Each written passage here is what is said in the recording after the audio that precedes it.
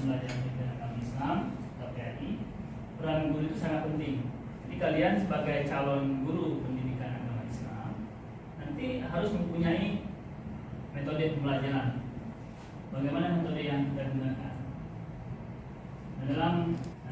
Ini ada contoh ya, contoh pendekatan dalam PAI. Nah ini contohnya. Pendekatan saintifik mengembangkan kemampuan berpikir ilmiah melalui tahapan mengamati, menanya, mencoba, menalar, dan mengkomunikasikan. Ya. Kemudian pendekatan kontekstual. Ini mengaitkan materi ajar dengan kehidupan nyata siswa agar pembelajaran lebih relevan dan aplikatif. Jadi nanti kalau kita mengajarkan tentang akhlak, tentang akidah kepada murid kita, pada peserta didik kita, kita harus mengaitkan materi-materi ajar ini dengan kehidupan nyata, ya, kehidupan nyata siswa kita. Bagaimana mereka misalnya bergaul di tengah-tengah masyarakat. Kalau misalnya mengenai masalah adab, ya, bagaimana seorang anak terhadap orang tuanya. Fitri, coba baca. Strategi adalah perencanaan menyeluruh yang dirancang oleh guru untuk mencapai tujuan pembelajaran. Ya. Strategi bersifat lebih spesifik dibandingkan pendekatan dan menjadi jembatan ke metode pembelajaran. Oke. Artinya strategi ini merupakan perencanaan menyeluruh. Ya.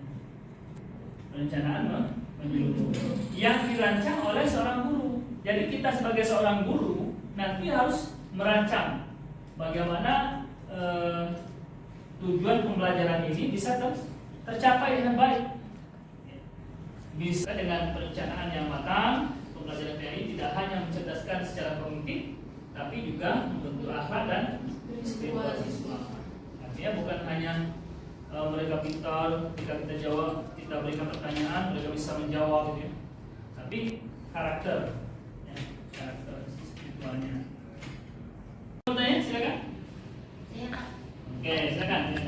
Kami kan izin bertanya Pak, kami kan belum ada pengalaman dalam proses mengajar. Jadi bagaimana cara memilih strategi yang baik dalam proses pengajaran PAI? Praktek langsung. Misalnya wudhu, sholat, gitu kan. Jadi kalau sholat memang kita harus jadi anak-anak kita berikan pemahaman dulu tentang apa namanya sholat. Ya. Jadi bacaan sholatnya, kemudian tegak dulu dalam sholatnya, misalnya 4, 6, 8, 10, 12, 14, 15. Kita buat 3 kelompok saja. Oke, bagaimana? Sudah ada yang selesai?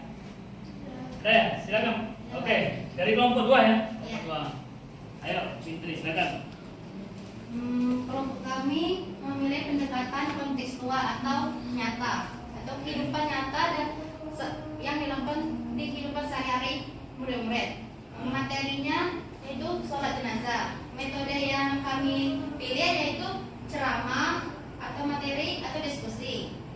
Strateginya kami bisa demonstrasi atau praktik secara langsung Pak, agar siswa bukan hanya mendengarkan tetapi juga melakukan.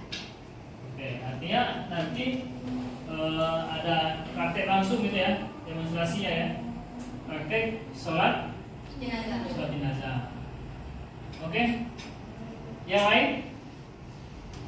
Sudah cukup ya? Nanti kita lanjut presentasi ke minggu depan.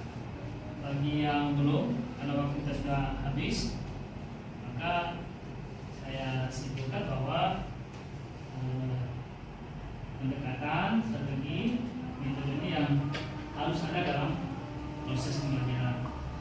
Jadi kita harus memilih bagaimana pendekatan yang kita lakukan, strateginya, metodenya bagaimana, sehingga apa yang kita sampaikan kepada murid itu bisa nyampai, ya. Supaya jelas apa yang kita ajarkan kepadamu dan bisa dipahami. Oke. Saya pikir untuk pertemuan hari ini kita lakukan, mudah-mudahan bermanfaat.